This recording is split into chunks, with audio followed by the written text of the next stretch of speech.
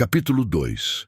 E o senhor Dom Pedro estava envolto ainda nas faixas infantis, quando novos sucessos estrondosos vinham influir radicalmente na sua sorte, criando-lhe inesperados destinos. Acabava o real menino de completar um lustro apenas, quando prematuramente lhe pousaram coroa de ferro sobre cabeça de infante. Algumas palavras acerca desse período de tão vasta influição. Hoje, que mais de 30 anos nos separam de tão agitados dias, hoje que um longo tirocínio de autonomia e liberdade fez calar nos ânimos a convicção dos limites e da extensão dos direitos, deveres e conveniências. Hoje que o vagão do Estado gira em seus carris, sem choques nem abalos. Hoje, finalmente, que já o poder tem prestígio, as ambições cravaram seus marcos muito para aquém daquele tempo, os interesses tendem a fundir-se num e único, as aspirações de boa ou má fé encaneceram ou se transformaram. Hoje é lícito dizer a verdade, sem excitar celeuma de ódios. E por que não concederemos também ao verdor juvenil de uma sociedade o que desculpamos ao verdor juvenil do indivíduo? Aos 20 anos, quase todo o homem é ultraliberal. As palavras abstratas, liberdade, dignidade, igualdade, são tão suaves a todo o coração generoso. Só mais tarde, vem a experiência demonstrar a temperança que, na prática social, tais vocábulos demandam.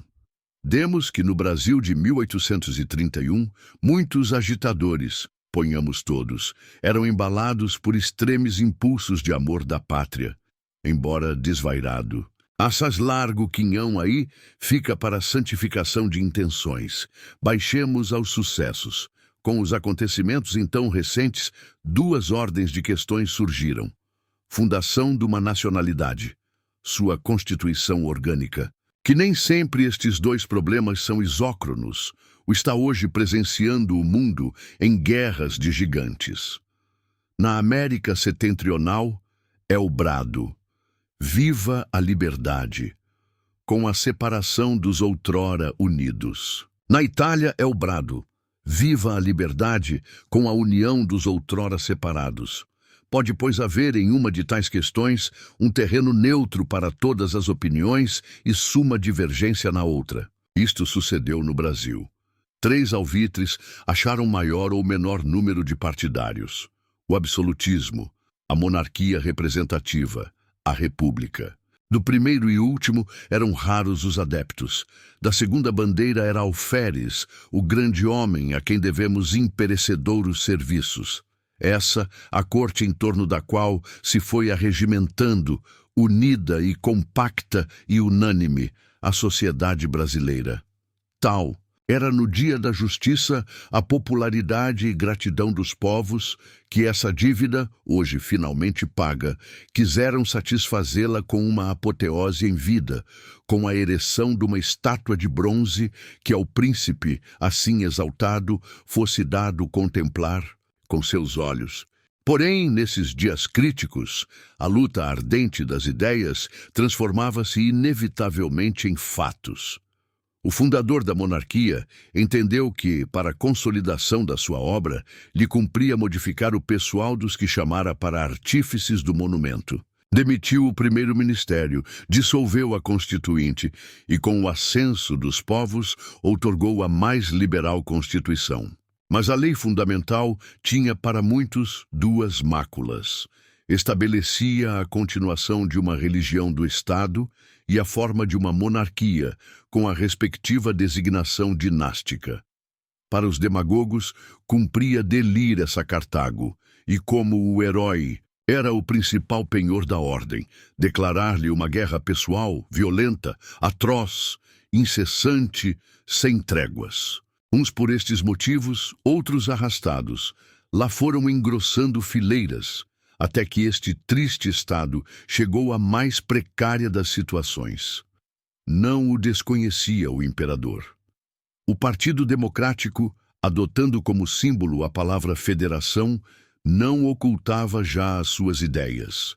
Por isto é que o senhor Dom Pedro I, em sua posição defensiva, exclamava aos povos na proclamação que de Ouro Preto lhes dirigia: ajudai-me a sustentar a Constituição tal qual existe e nós juramos. Era tarde, como hoje se escreve em frase revolucionária. Os diques estavam transpostos, a inundação irrompeu. Dir-se-ia que Aníbal batia às portas de Roma. Se foi Aníbal, desprezou aproveitar as lições de temporização que tão úteis lhe seriam dos antagonistas Fábios Máximos. Se foi Aníbal, foi também o Cipião africano de si mesmo.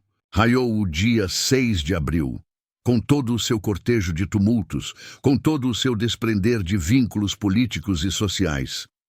Corramos um véu sobre o que esses dias ostentam de melancólico e observemos somente o vulto heróico. Se Dom Pedro desembainhasse então sua invencível espada, a uma só palavra, a um só aceno seu, ondas de sangue tingiriam nossas praças. E as fúrias de uma indômita guerra civil invadiriam o império inteiro, talvez para anos largos.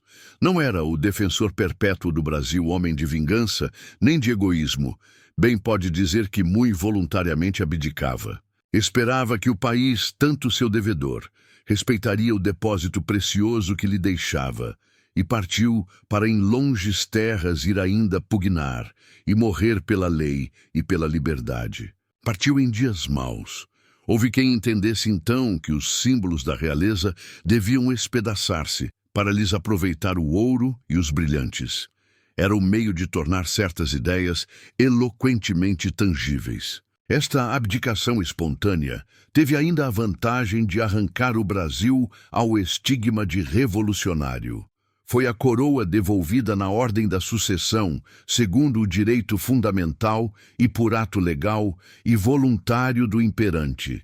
Não houve combate, sangue nem resistência.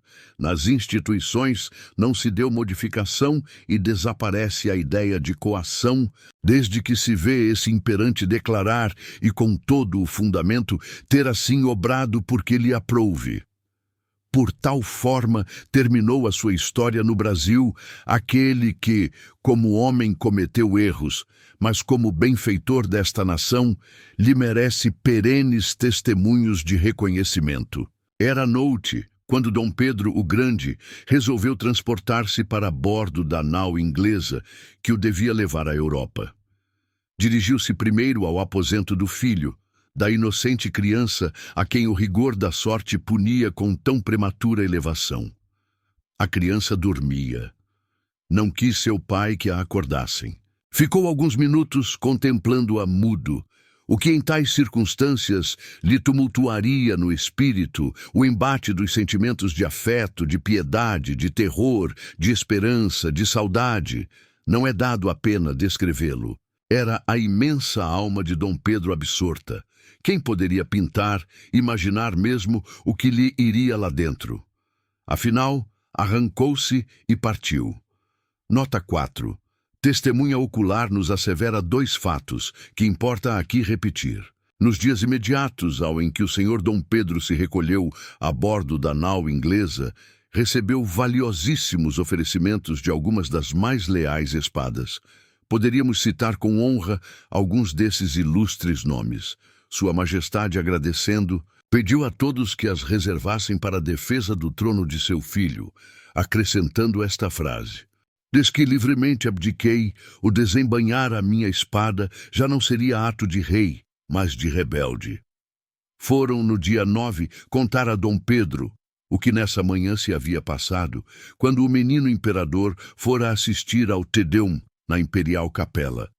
Que ondas de povo se haviam reunido para o verem passar, que apenas despontou ele em um coche, puxado por inumeráveis braços, rebentou imensidade de vivas, que todos se abraçavam e congratulavam, que após os juízes de paz, que iam a cavalo, com as bandeiras verdes desenroladas, seguiam mais de 500 cidadãos com os braços entrelaçados e vozeando, etc., etc.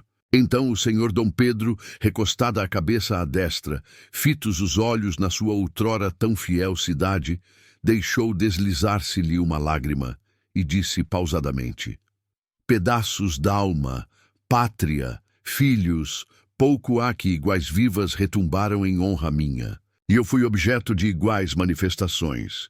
E hoje possa a fortuna ser mais fiel a meu filho, possa o seu coração nunca ser dilacerado como este que tanto amou os próprios que o desconhecem.